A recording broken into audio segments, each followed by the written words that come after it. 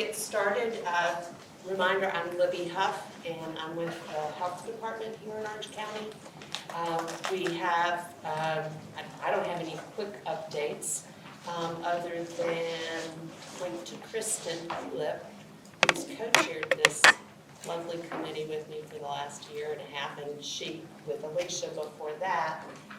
And Oh, sure, yeah. Update, right? And then panelists, if you could talk in your loudest voice, because I'm recording and I want to. Okay. Yes. Just that we're coming to the end of the year, and Will has graciously said he would be the co-chair for next year, and so it's always nice if you have two people planning.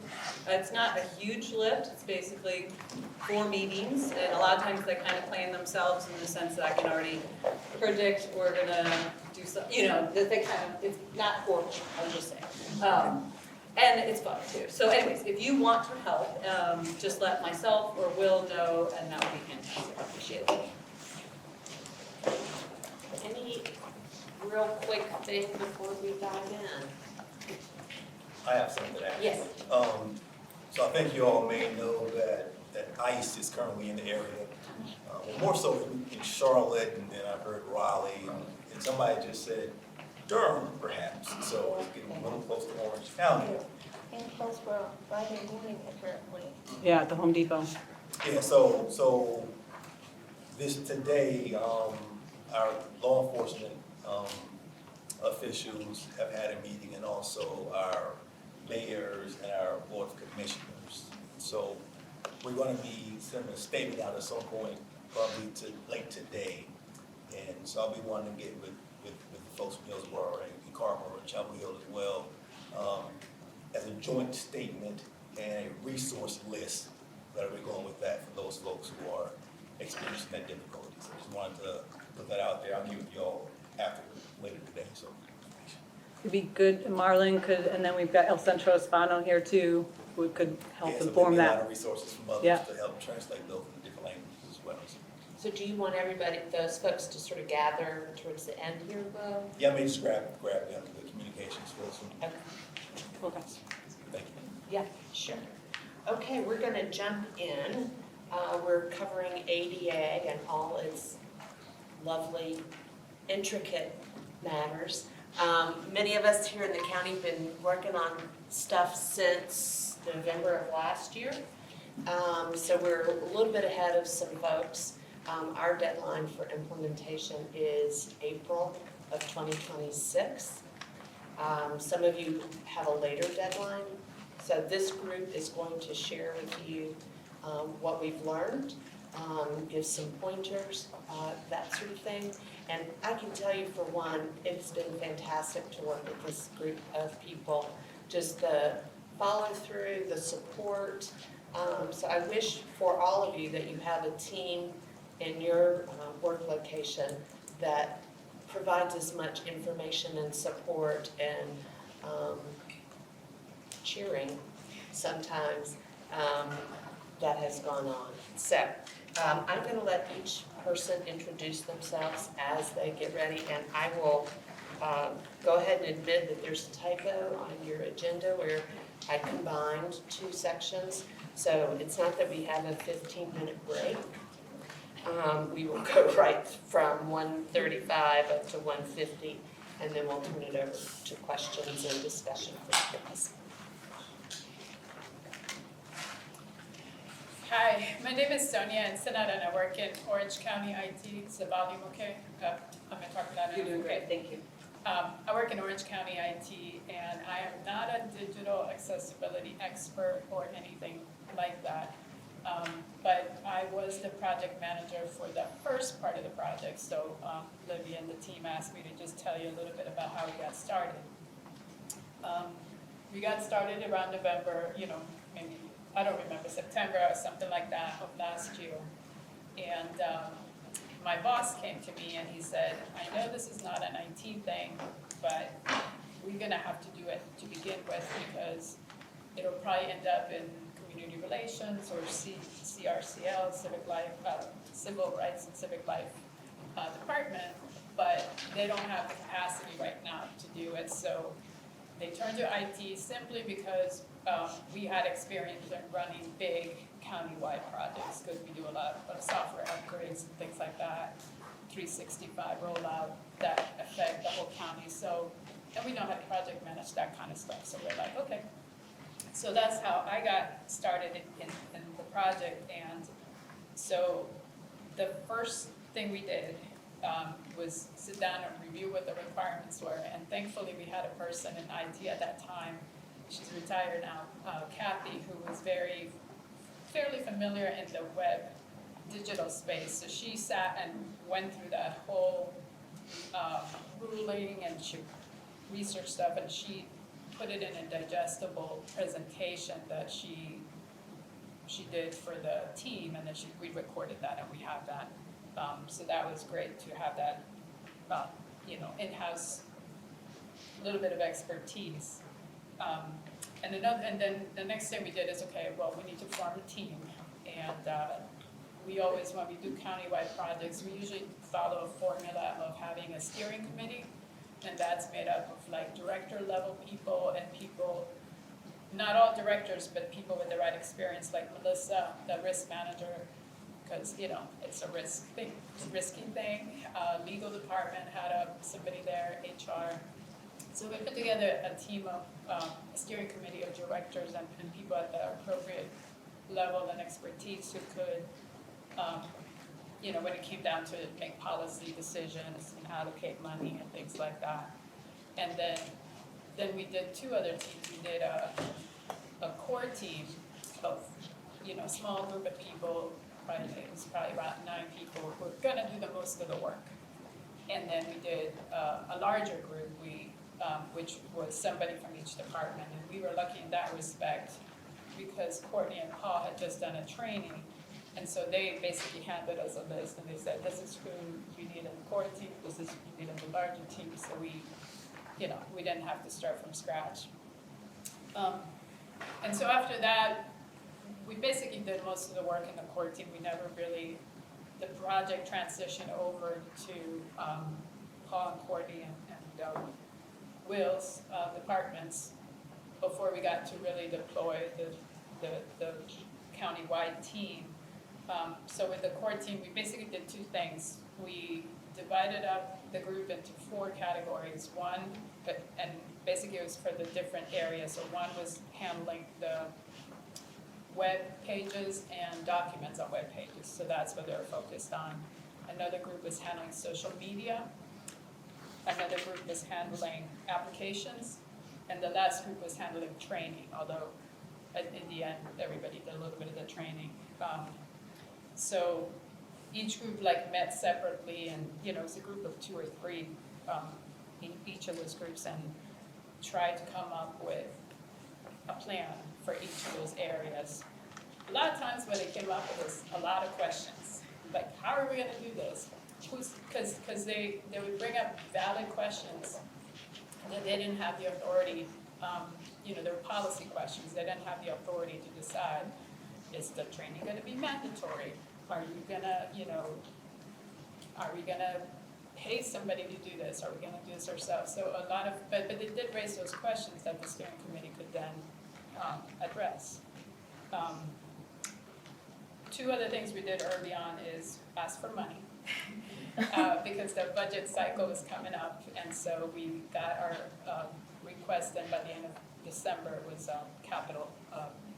The county's deadline for capital funds. So we got in requests for software tools. So that was, needed to be done. And we did try to hire a consultant. Everybody thought hiring a consultant to come in and take a look at where we are and tell us where we need to be would be a good idea. And we reached out to a nonprofit called WebAIM. I think they're associated with a university, Colorado or something, I'm not sure, Utah, something like that. We had several conversations with them, and they were not expensive, and they were willing to do it, but eventually it fell through, and what it seemed to me was that they were just overwhelmed. They had done consulting before, but it seemed like the requests were just coming in and they just couldn't keep up with it, so we never that's one thing we were not able to do. I guess towards the end of my involvement in the project, the whole team, but the webpage and webpage documents team mostly we looked at a few applications and we ended up buying 2 applications. One to fix the web pages themselves, and the other one is to fix PDFs. We didn't do a huge amount, like we didn't look at hundreds and hundreds of applications because we're time limited. But for the PDF one and for the web page one, we went with what our web provider, Civic Plus, they recommended, because we figure we can just go with that. It does, it's for a year. If it doesn't work in a year, we can switch. For the documents, we did look at a couple and ended up, one of the options was something that you had to buy a physical piece of software for each person. So every single person that touched it would have to pay money and you'd have to install it on their computer. And we ended up choosing a different application that is, you pay for 12 licenses. We ended up for 12. You pay for 12 licenses. You give out licenses to everybody in this room. And as long as only 12 people are using it at the same time, then you're good. And you don't have to install anything. It's on a web browser. You don't have to install anything on the computer. That seemed like easier for, getting things out quickly. So those are, the social media team came up with some, Libbie was in that room. She came up with some social media checklist and things like that to use. And I guess the only other thing I wanted to mention is one of the things we did is we did not try to reinvent the wheel. We called Raleigh and said, what do you know? And they sat with us for an hour and a half and we wrote down everything they said. And we called Durham and they sat with us, and Charlotte and they sat with us. Hillsborough, I think, gave us some documents that they needed. So we figured we would use whatever we could that other people had, especially larger counties that have more resources, had already, and had been doing this longer, had already developed. So I guess that's pretty much the beginning of the project. And once we got to the point where the software was in place, we had the original, the initial training, at least for the core team people here, and then we could give out the licenses to the regular users and do a more countywide rollout and training. Then the project transitioned over to community relations. So that's it.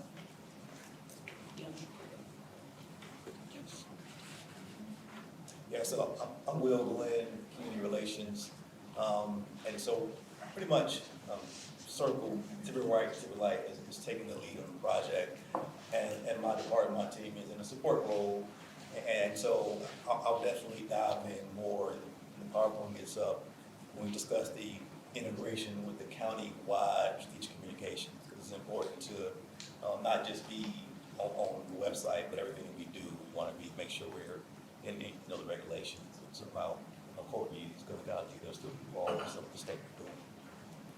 So one of the things that we found that was really important here was that you got to start with accessibility and the emphasis of whatever project that you're working on.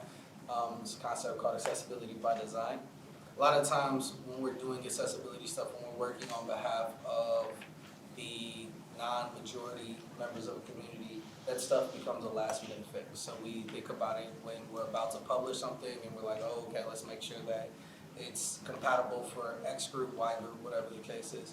And really what that is an inefficiency towards creating something that's highly effective for everybody, but also to getting something out. If you start with a plan to make it accessible from the beginning, it's an easier process to the end, but it's also a more successful process.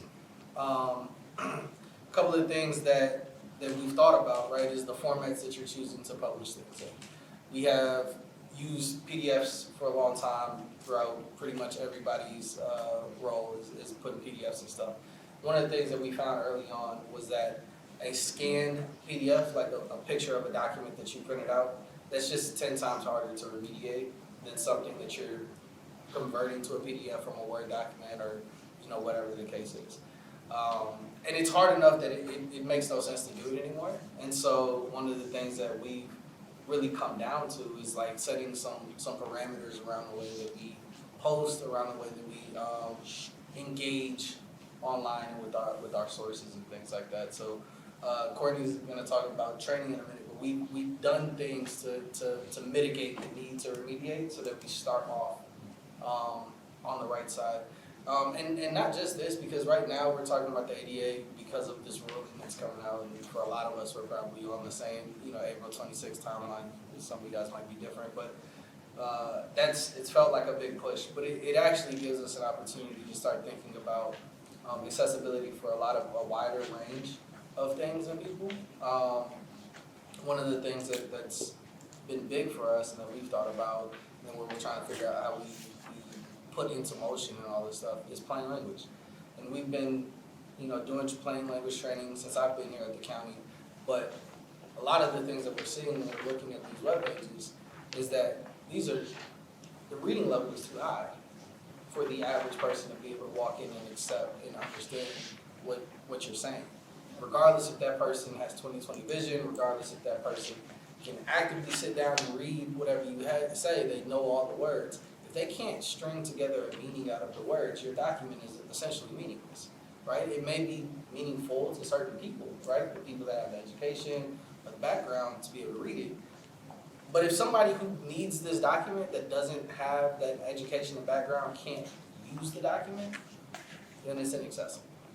And that's something that we've thought a lot about in this process as well. So when we're going back and we're looking at, when we were looking at our own web pages, and we're like, okay, this reading level, some of the software that we found will estimate the reading level. You can do that pretty much with free online software to figure out ways to estimate the reading level on your web page. But we're seeing stuff that's, when you look at the other day, it was like second year or master's level stuff. And this is stuff that, a vast majority of people are going to need. And if you need to have a master's degree to be able to walk away with some of this knowledge, truthfully, what good is your document to anybody that is outside of that beat? I understand that that's complicated because there's a lot of subject area stuff here that requires, or for us, feels like it necessitates us to speak to a quote-unquote higher bar. And I think one of the things that's been really big for me is that we need to really reevaluate how we feel about that. Because if the purpose is for the document to be used by the community, it needs to be accessible to the community, right? We're talking about these screen readers. One of the other things that's really important is, everybody should have access to a screen reader, like the software, to be able to see what it's like and to hear what it's like when a screen reader is going through your webpage. And doing that is going to help you understand why this work is important, right?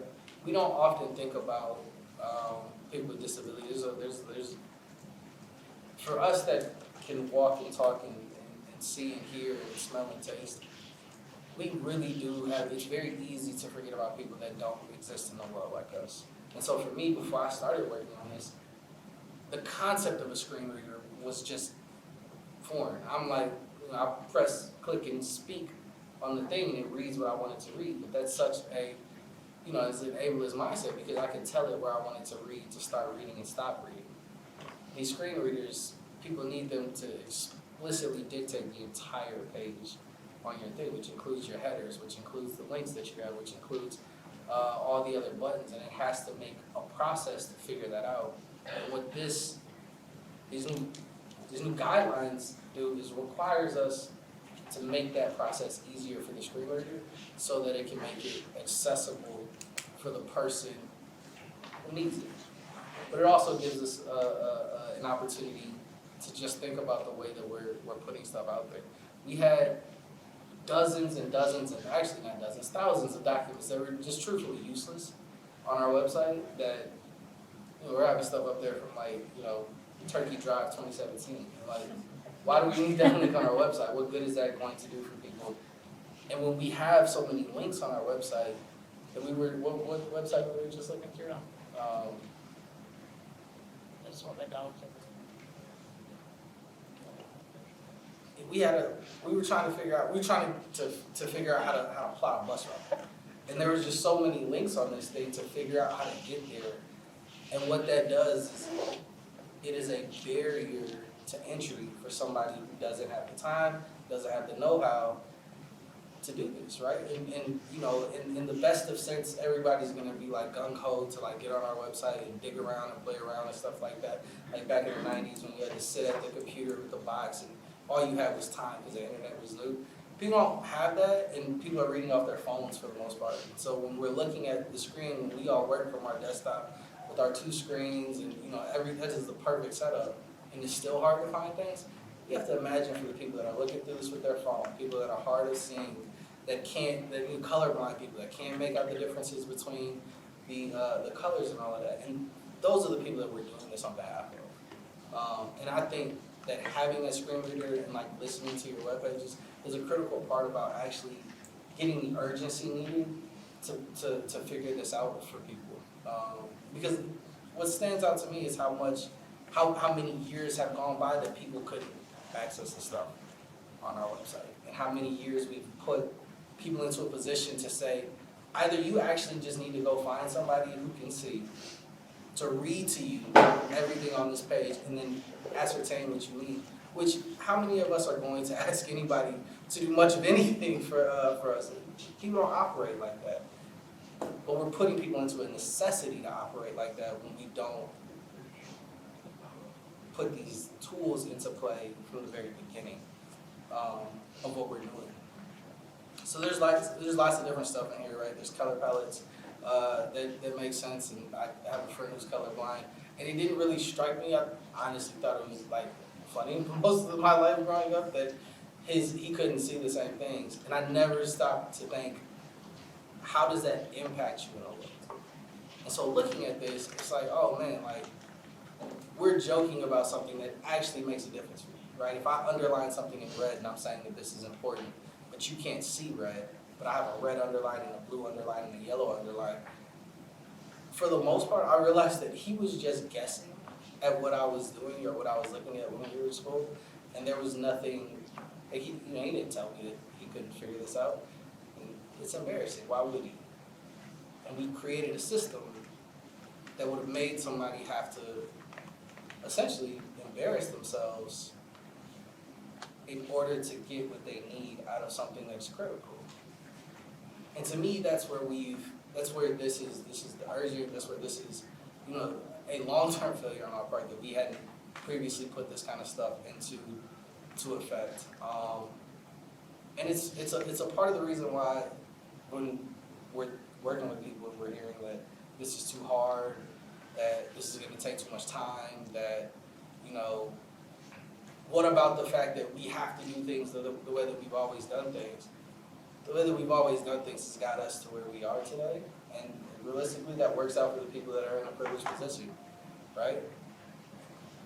We have to be doing something on behalf. We're all government workers, we're all working on behalf of people. We chose to be in positions that put us on behalf of working for other people, which means that we actually have to do that work even when it's harder than what we previously wanted to.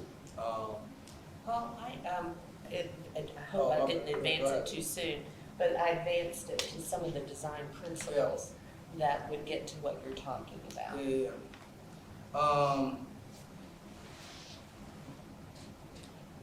So a couple of things that we're thinking about, right, is maintaining that accessibility consistency through the web, print, social media, video. That's kind of what the ADA requirement is having us do. With video, with pictures, stuff like that, alt text, subtitles, those things are pretty critical and pretty basic. There's a lot of AI generators that can run some of this stuff for you, and just tapping into those tools is going to be helpful. Making sure that your pictures have meaningful alt text is important too, right? Like you don't want to just put a picture of a bluebird or whatever. What's the significance of this? And if it's on there, you know, there should be significance. And that's one of the things that we thought about is being intentional about the pictures that we use, being intentional about any graphics that we use, because otherwise we're just going to be putting up stuff that's going to confuse the screen reader. and not be accessible for somebody else to check out. Again, testing the screen readers. And then also planning for people that don't speak English. That's another thing. For people that don't speak English as their primary language. If anybody in here thinks about the languages that they learn in high school or even college, even if you feel fluent in your language, compared to a native speaker, you are very likely speaking at a lower level, right? When people come to us and they speak, we all speak English. For those of us that speak English as a primary language, we understand when somebody has learned English and can speak it competently, but they can't, function with the same jargon that we can from having grown up with it. They can't function in the same slang that we can. And a lot of speech is jargon and slang when we get to these kind of things. Planning that out of our process so that when we're writing things, that even for people that speak English as a second language, it is an accessible form of that, is a part of the plain language push that we're talking about.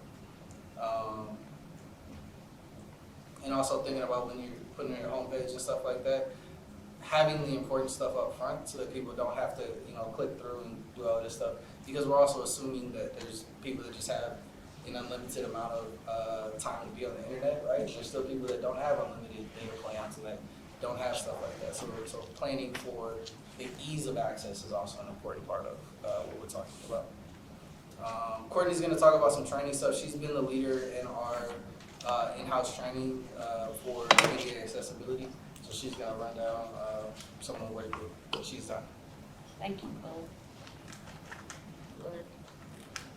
So really what we were talking about for how we kind of brought this together is user experience. And so our training, as we developed it, was thinking about, one, how do we get our content to creators in a space that they're really thinking about the user experience. We went through some modeling on user experience, using a screen reader for the first time, and using it with our own content. And so what we really wanted to do was offer them a tailored space to think about how they're developing their content. We did do some specific training just on how we do design our content, but we really just needed in our first session, so sorry, let me backtrack. We did 2 sessions. It's a 2-day training. First was a content creator training. The second one was our remediation training. In that content creator training, we really were focused on that user experience. And some of you all are here that went through those 2-day trainings.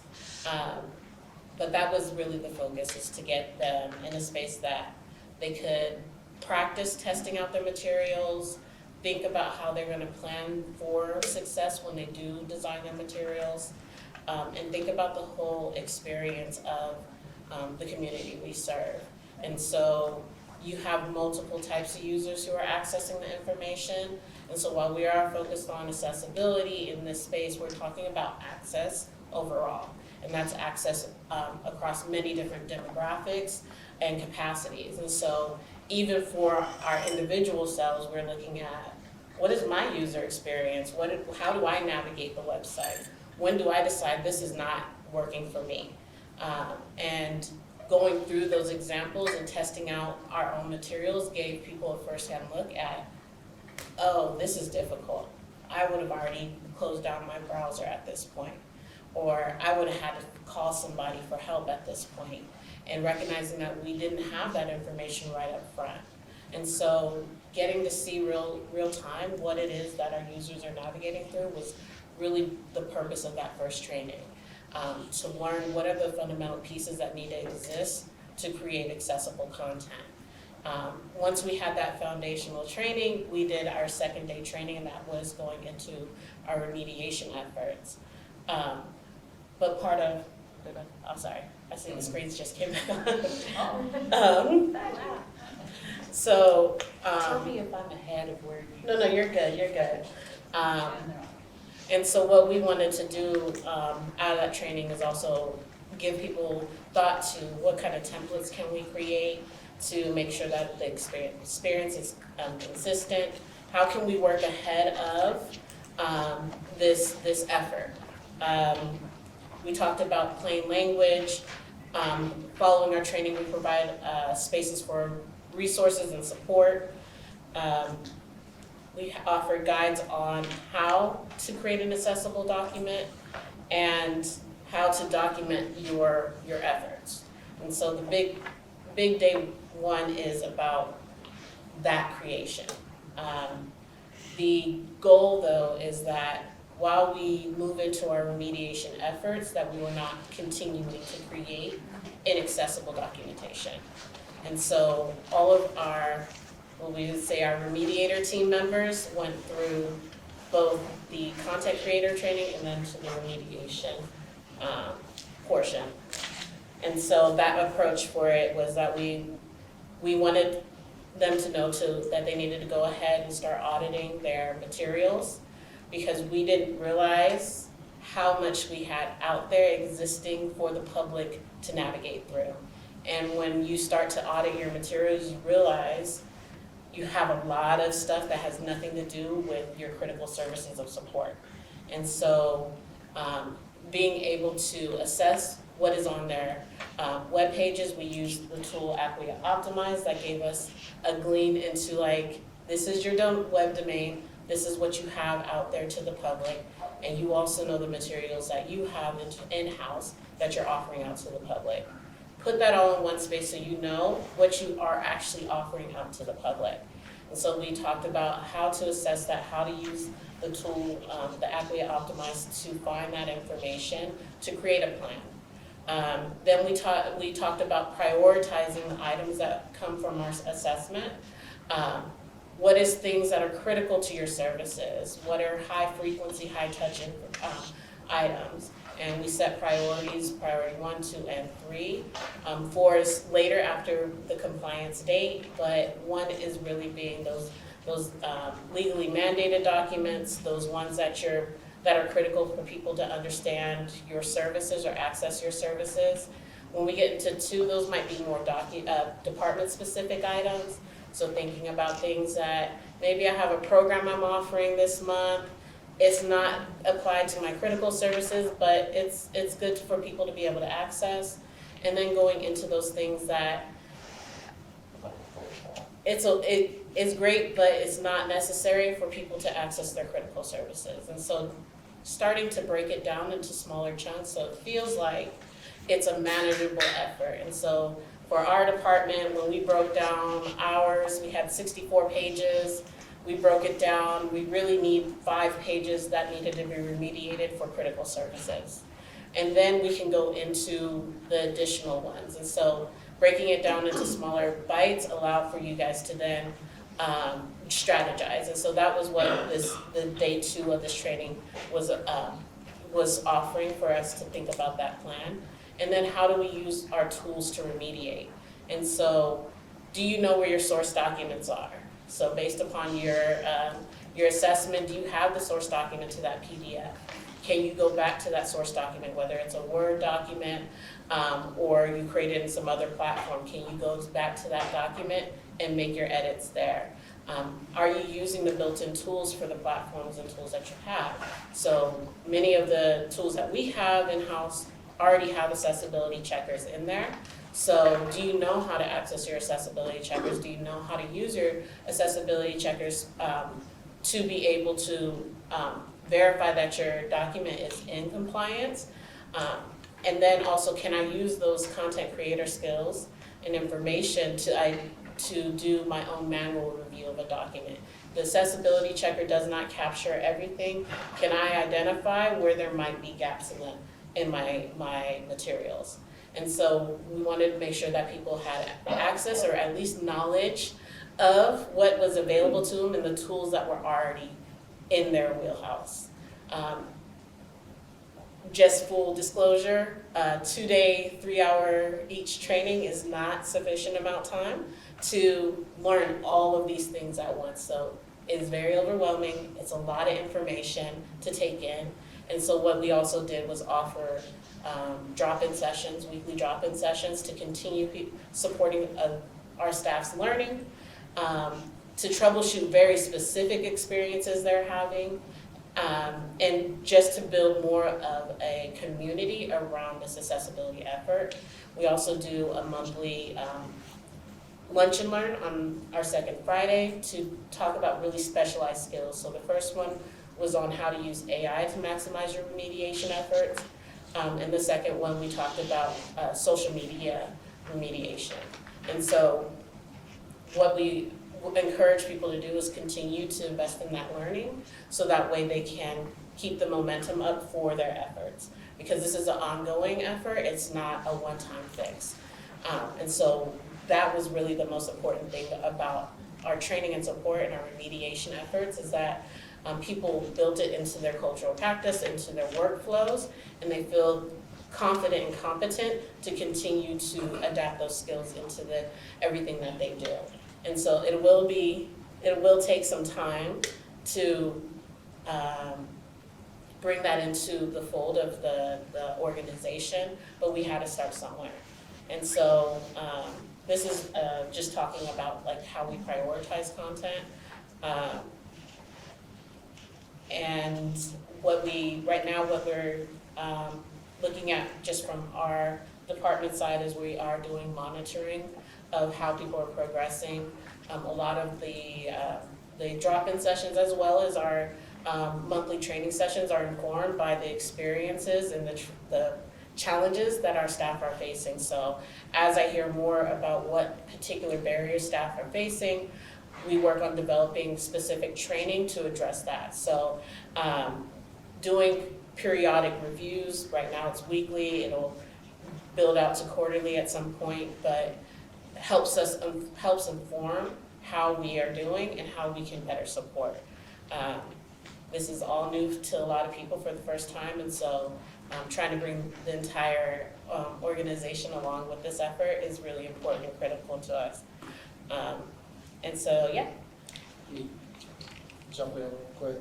One of the things that I think is really important to know is that in order for this work to be manageable, anybody that's making documents in your organizations, they have to be trained in how to do this, because it's not going to be manageable if, you know, such and such makes a document, sends it to, you know, person B, and they're the person who has to remediate the documents and then put them online.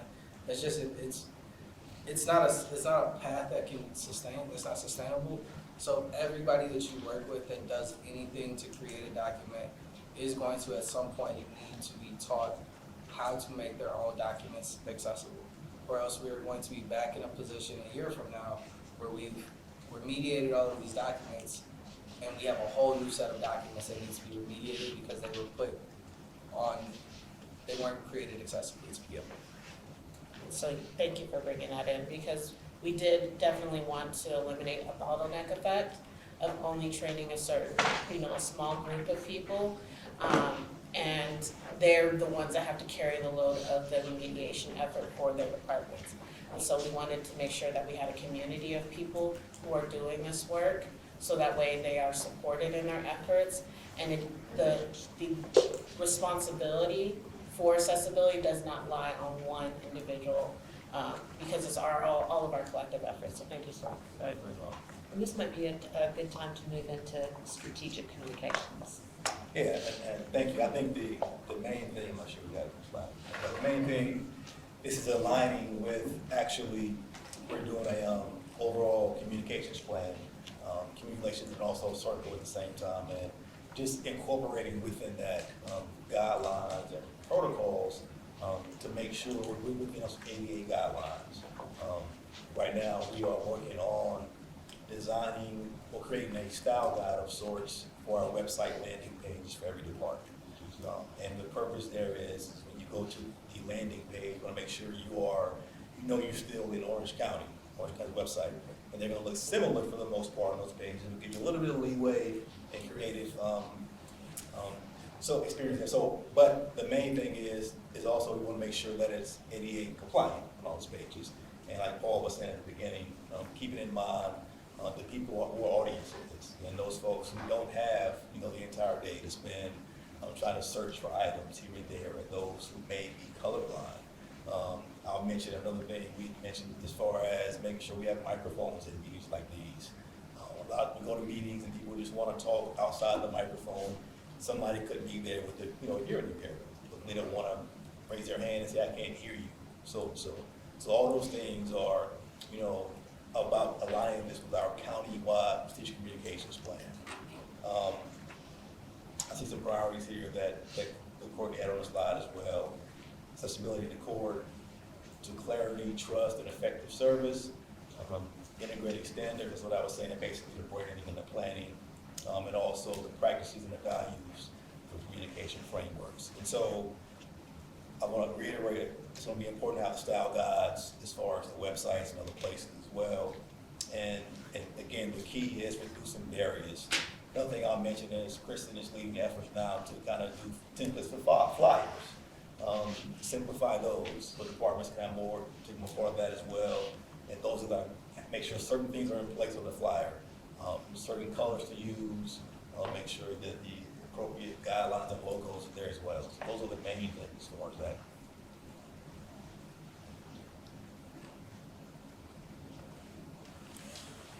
So basically with the strategic communications plan, I don't want to talk too much over what Will said. We have a lot of stuff that we're looking to do to make our communications flow better inside our county government and for our residents outside. So coordinating accessibility, language access is important. You want to plan for translation and interpretation at the same time that you're planning for whatever event it is that you're doing or whatever content that you're doing that needs to be translated. If you're putting those into the same experience, it is going to be done faster, it's going to be done better, and it's going to be better for the people that need it. We're going to offer information in multiple formats. We've been doing listening sessions for the last month or two, and one of the main things that we've heard is that there's no one way that people want information. There are some people that want a physical copy. There's some people that want a text. There's some people that want a phone call. There's some people that want somebody that they trust, their pastor, their doctor, kid's teacher, or whomever, to give them information. And some people want to come into the county to have information. Some people want us to come to them. The more ways that you're putting this information out, the more likely it is to get into the hands of people, right? And for me, I don't believe in just doing something because the regulation says that we're supposed to do it. If that's it, it's gonna be, poo-poo and it's gonna get done or whatever the case. We have to do things on behalf of the people, and if we're doing that on behalf of the people, it means we have to take the extra step to figure out what is going to benefit the people.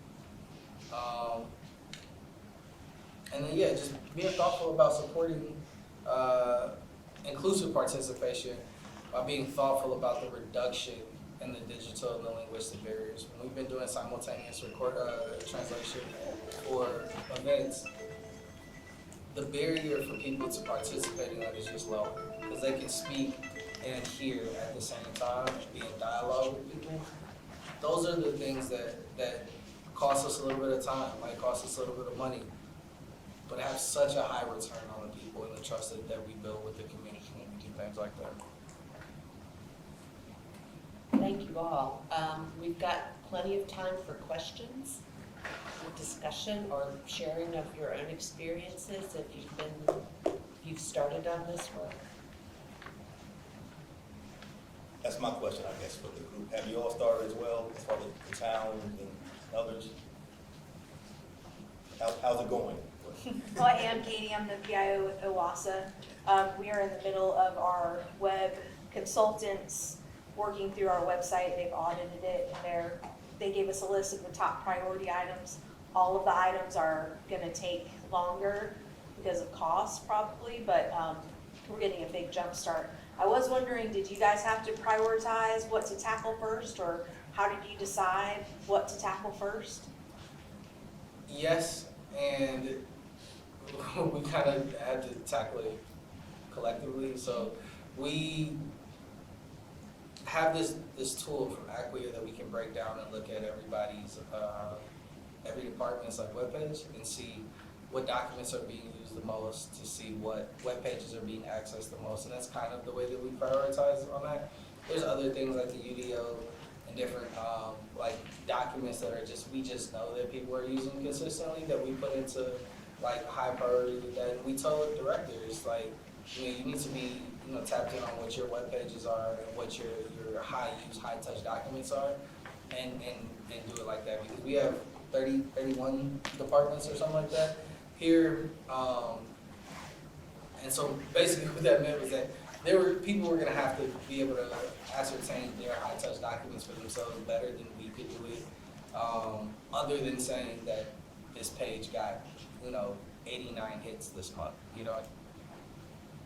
And if we assessed it based upon like the pages that we're getting the most hits, there would be maybe 3 or 4 departments that would be in that top section, and then but they don't always provide the most critical services. Yeah. They provide services, That are critical important. services, but as far as like our really like critical safety net services, they might have been isolated out of that prioritization. So we wanted to make sure that each department was empowered to look at their materials, look at all their digital content, and identify the ones that are attached most importantly to their critical services.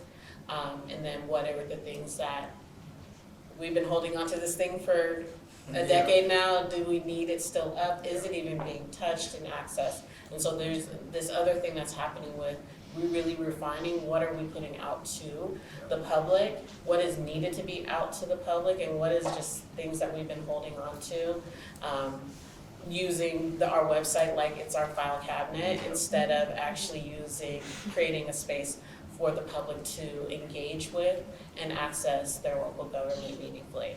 One of the things that somebody said that sticks with me, I say it all the time now, is that we have to know our audience and write to our audience. And a lot of times what we do is write to each other. And we write to each other in the same department, and we're at the level that they are. And, we're really trying to show off our linguistic chops.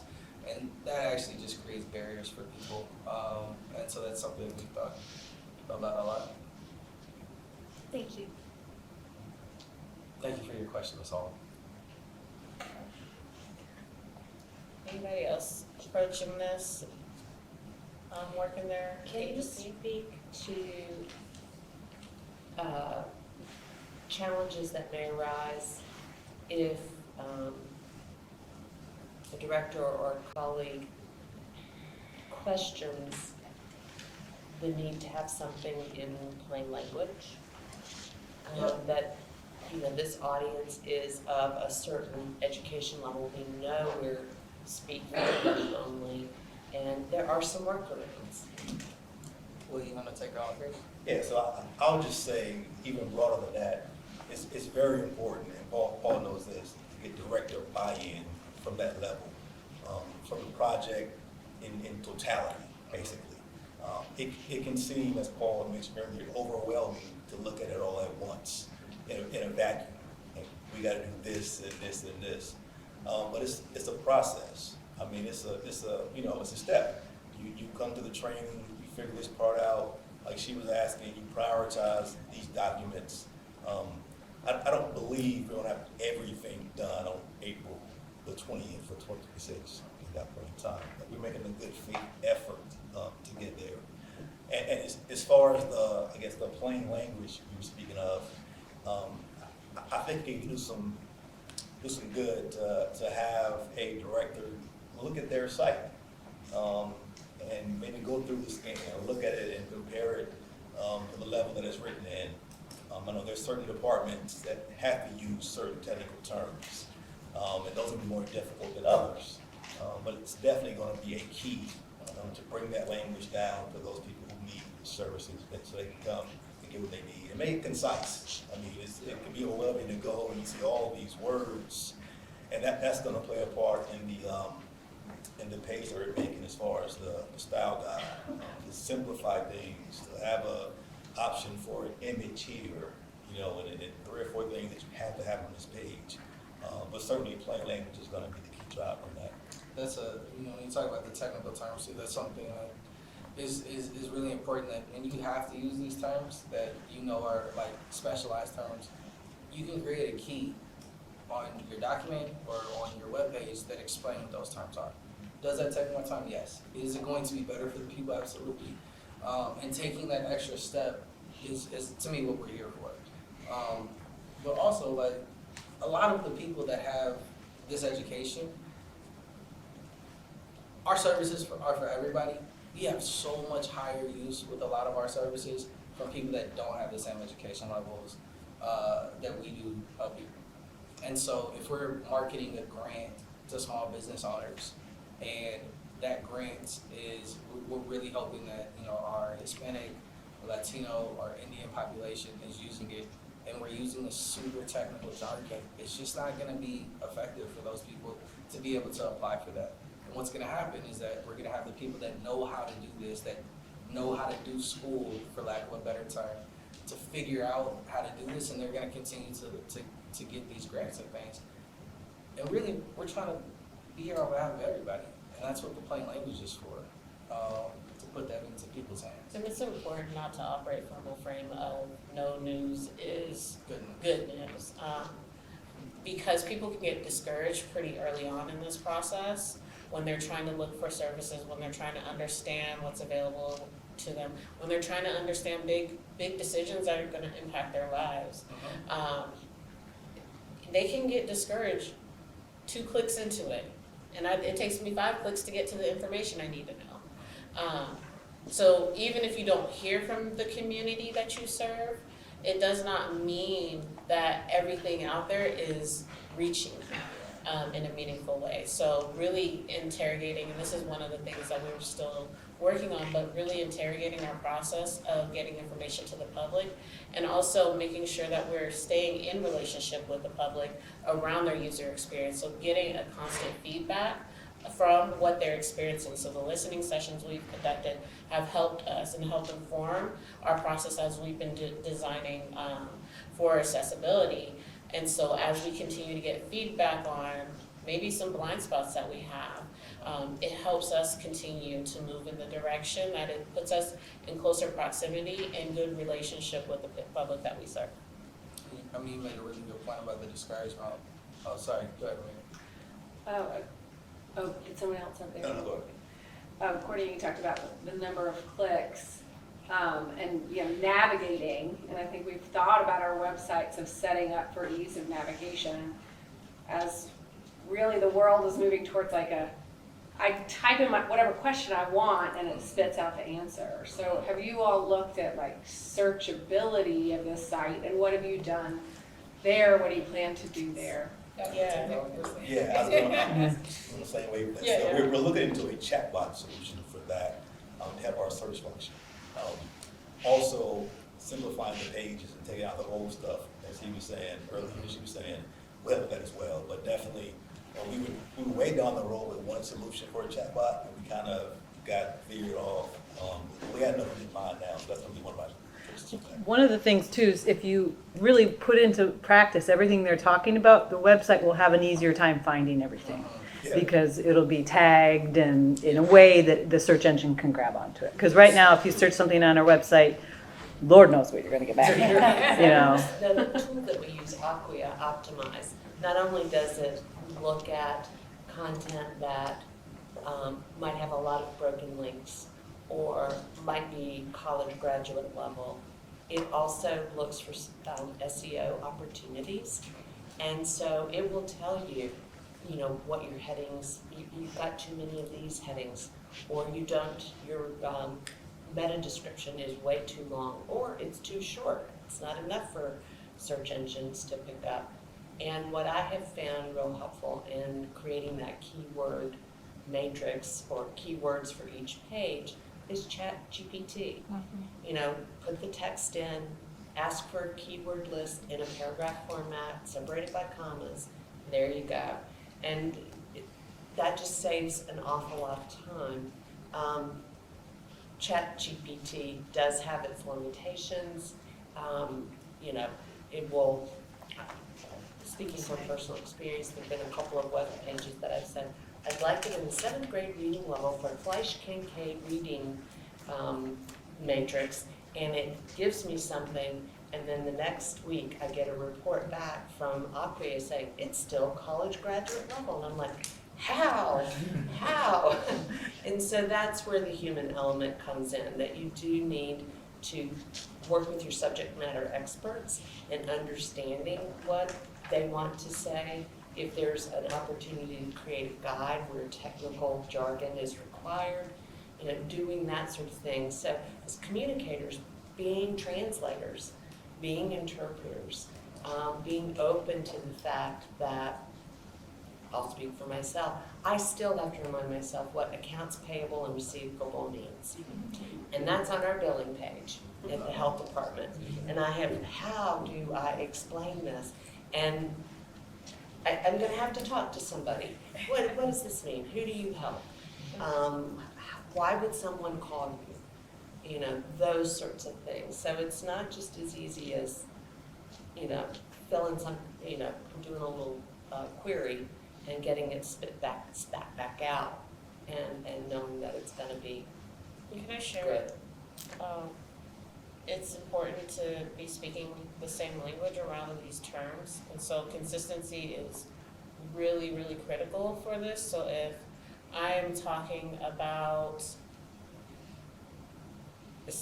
non-discrimination and I'm talking about it from my expertise, but somebody perceives non-discrimination or discrimination as only applying to people of a certain race or ethnic group, I need to make sure that I'm defining the terms in which I'm communicating under, so that way, even if it's assumed, if I assume that people know what I'm talking about, I need to make sure that they can confirm what we're talking about. And so even the collaboration between our departments, there may be a term used in one department that is used the same name maybe, but it means something different. And so we want to make sure that we're consistent in how we're talking about different things, and we're breaking that information down, so that way the public is not getting confusing or conflicting information.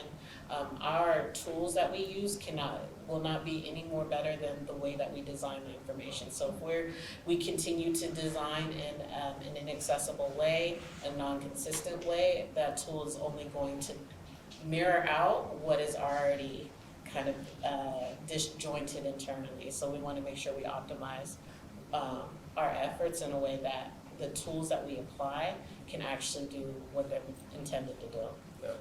Leslie, you ready? Yeah, on Acquia, I also found ChatGPT very useful, because when it told me something was wrong with my website and I didn't understand the terminology it was telling me, I threw that into ChatGPT and said, what does this mean and how do I fix it? And that was very helpful. Yeah, I did that because- one time too. And Yeah. what do I go to Civic Plus with and ask?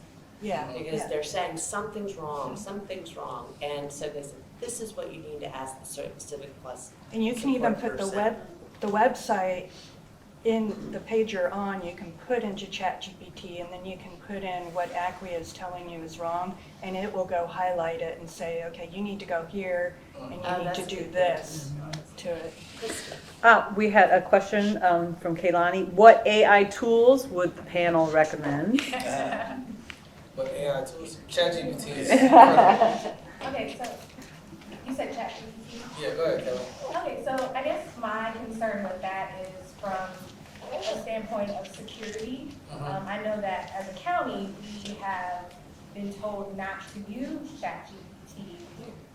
So what's the workaround about that? We have a, Sonia? oh, go ahead, Okay, Sonia. You got so this. actually, and this is applies to outside the county as well. So the main thing with AI, well, there's a few things with AI, and the county has a AI guidelines. It's not a policy, but guidelines. But there's certain things with AI that everybody's aware of, like you have to check the results. It's not perfect, right? You have to watch for bias and things like that.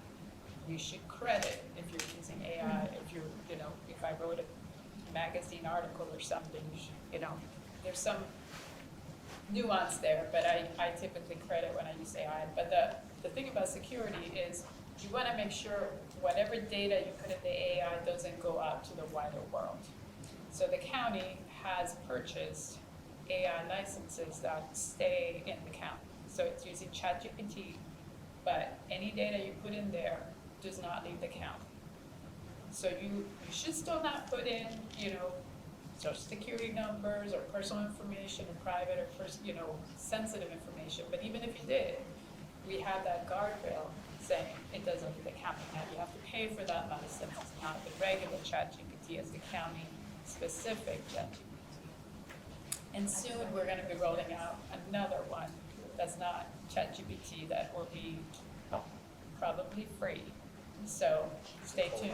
But anyway, the key is to use the county version of it because that has like a little fence around the data so it doesn't move the county. I think that's what I wanted to hear, because when you say ChatGPT, naturally everyone thinks about the one that you can just Google, obviously. And you don't want to give, a lot of information to that, because you don't know where it's stored and what it You actually email the help desk, this is within the county, email the help desk, and then there's a training we're supposed to take on NeoGov if we want to get a license, and then there's a process. Because I thought we shouldn't either, and at the same time, been hearing that it's really critical, because it does help on some of the mechanics.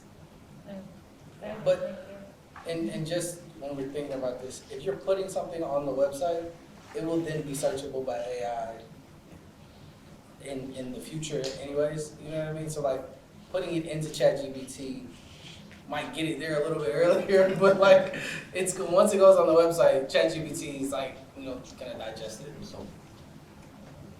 Thank you so much, thank you. Can you speak to digital accessibility on our social media pages? How we best practice that? I've seen some departments start to post in both English and Spanish. Is that the standard you'd recommend to meet the standard? I think we're still in the process of kind of designing and outlining what that's gonna look like. I do think where possible, posting in English and Spanish is a great thing because there's people that don't read English and that read and speak Spanish, so would benefit from that. Our AI, we're not technically required to have anything in, like, with the new guidelines with the ADA until April of 26 for social media. So we've been focusing on the other part, but your question is a good prompting to get us to activate on that. Maybe Courtney has something else. Yeah. I did some research. So in particular for social media, what is already existing is not something that needs to be remediated. It's what you do moving forward. Thinking about what you're putting on your graphics that you're using on social media. So if you're putting graphics that are heavy text, you need to make sure that you have another way that you're communicating that information in your post. You want to make sure that the way it was described to me, communicate the information as if you're communicating it over the phone. And so you can use that image, but you want to make sure that the posting that information is what the audience is able to receive, because the images are not going to always be accessible to your entire audience. And so you're thinking about what is the most universal approach I can take to putting this information out. Knowing which social media is the best for the audience you're trying to reach. It may not be a social media post that is the best approach for the audience you're trying to reach.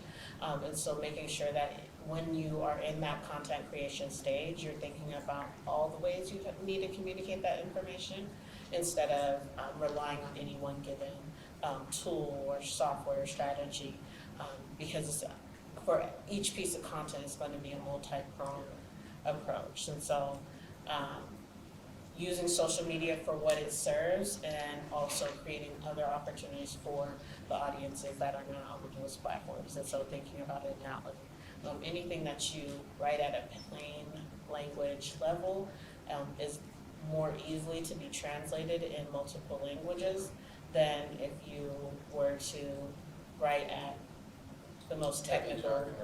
Yeah, so really kind of breaking that down.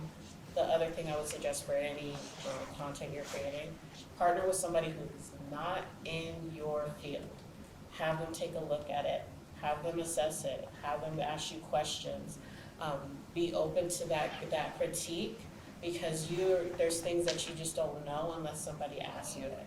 And so making sure that you're doing some cross-departmental, cross-organizational conversation about the things that you're thinking about putting out there.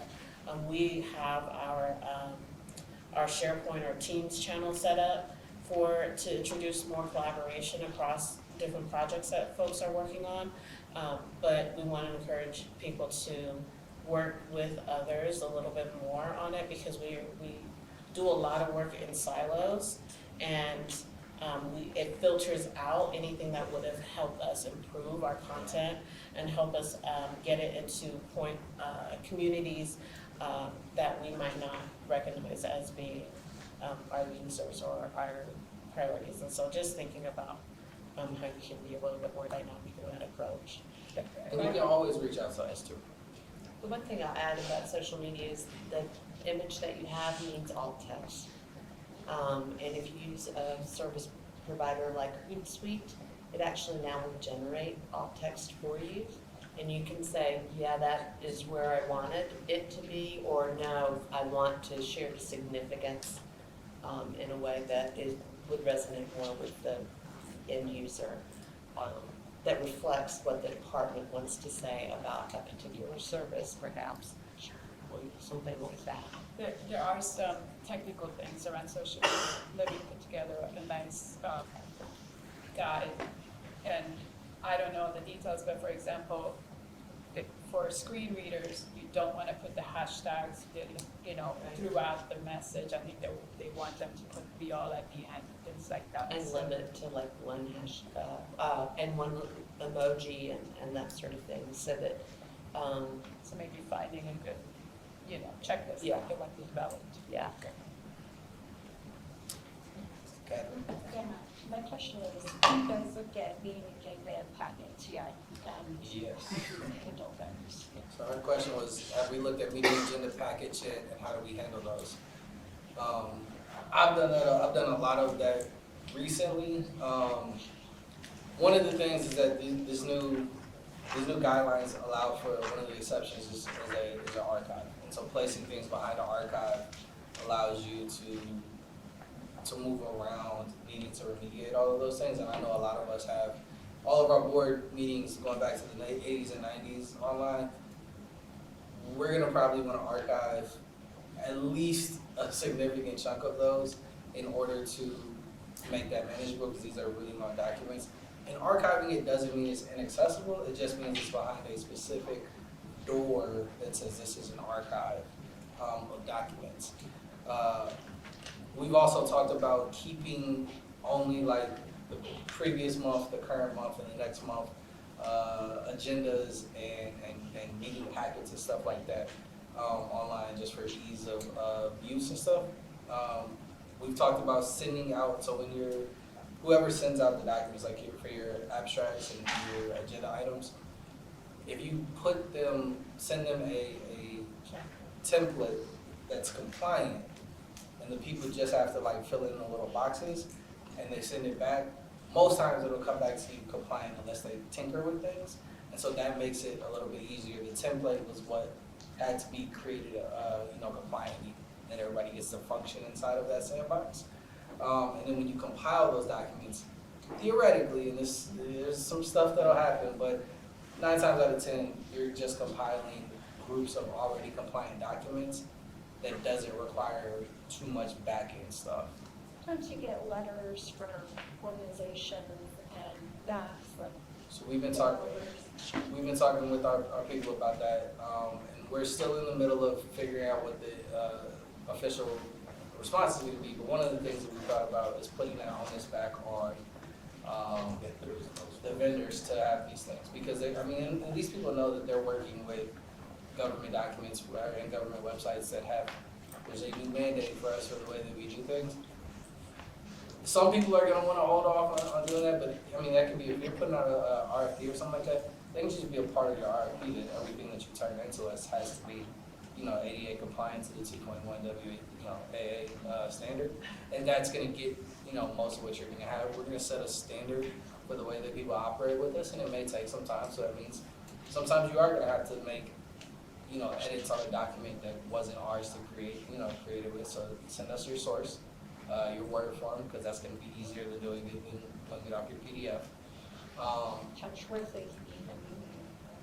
If you know what you're doing, you know, depending on what the document is, when we looked at the UDO, realistically, you know, that's a really long document, and we could remediate that with a couple weeks really of like really intense, understanding about how to do this.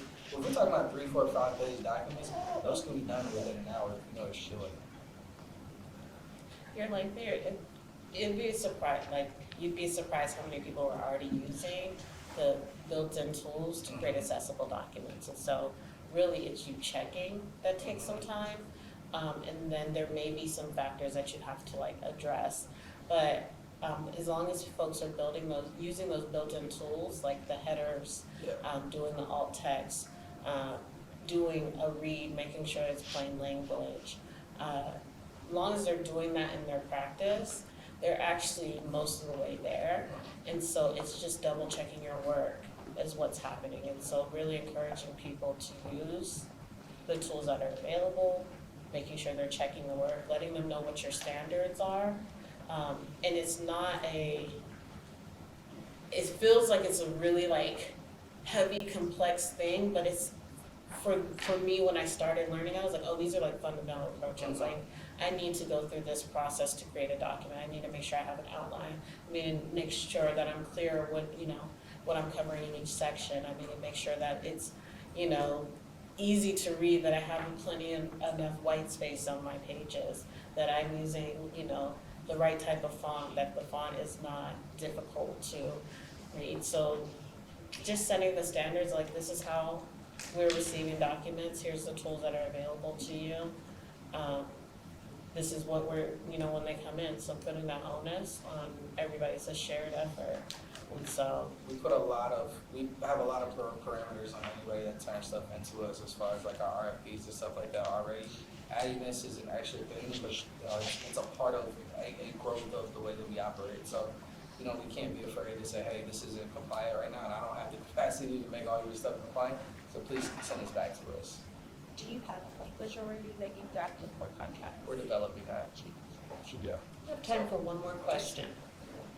JC Lesman from the town of Hillsborough. I wanted to know how you're working with entities that you're not under contract with, for example, a development project or something that's going before your board, going into these packets. I think those with all the maps and all this extraneous material, that's going to be one of our biggest hurdles. Yeah. And we can't put in a provision in a contract to say you have to turn it into a compliant. So what are your thoughts and plans to check your exceptions. So there are some exceptions to this rule. And so you would want to check and see if the nature of that relationship with that vendor falls in that exception. Because you may not have to have that item remediated, but you want to make sure that that is an option available to you. So my understanding from the rules and the exceptions is that if it's in our agenda packet on our website, You are required to. it is required to be accessible. So, Why are you saying you can't put so if we're not under contract with them, we can't put a contract clause. If they're an applicant or something. They're applying for it. My question is, part of the people- application. Part of the development application? If they're applying for something with us, right, it can just be a part of the application that they turn their materials in a compliant manner, right? Yeah, that makes sense. Yeah. Well, thank you, everybody. I appreciate it. We'll send out notes, a video, the presentation, and then certainly if there are any other questions, Will might want to, in his new tenure as co-chair, have an ADA Part 2 conversation.